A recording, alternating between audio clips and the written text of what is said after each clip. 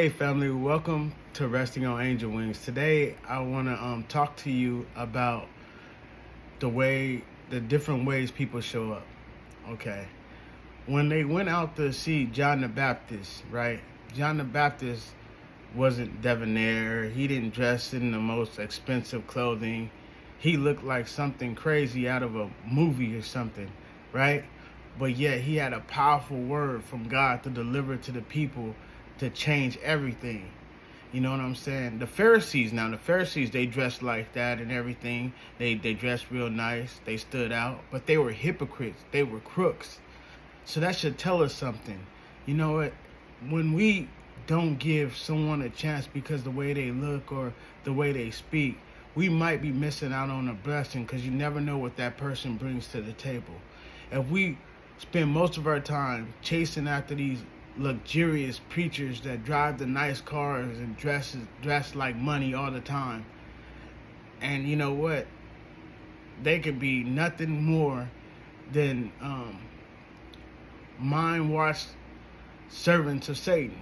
You know what I'm saying? Just because a person look a certain kind of way, just because a person could speak a certain kind of way, don't mean that they got the Spirit of God inside of them. You know what I'm saying? So don't be captivated by the looks of a person or how a person can speak.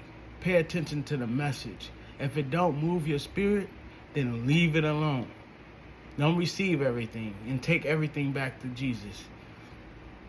So in Luke chapter 7, we learn that Jesus forgives the sinner woman. But the people, the Pharisees and everybody with him, was looking at Jesus like, you wouldn't be letting this woman touch you if you knew what she was all about. But they didn't understand, because darkness can't comprehend light. And God's ways are not our ways. His thoughts are not our thoughts. So they couldn't comprehend why he was letting her touch his feet. So Jesus had to break it down for him. So, in a nutshell, he was letting her touch his feet because he felt the love that she was giving. She gave everything she had. And at the time, everything she had was her tears, her oil, and her hair.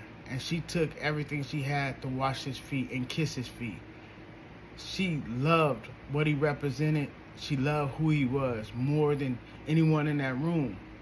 But they wouldn't have known that because they only looked at her sin, her mistakes.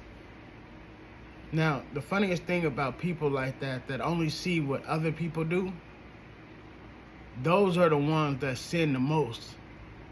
The ones that don't want to look at themselves, but look at what everybody else do, those are the biggest sinners you would ever run into.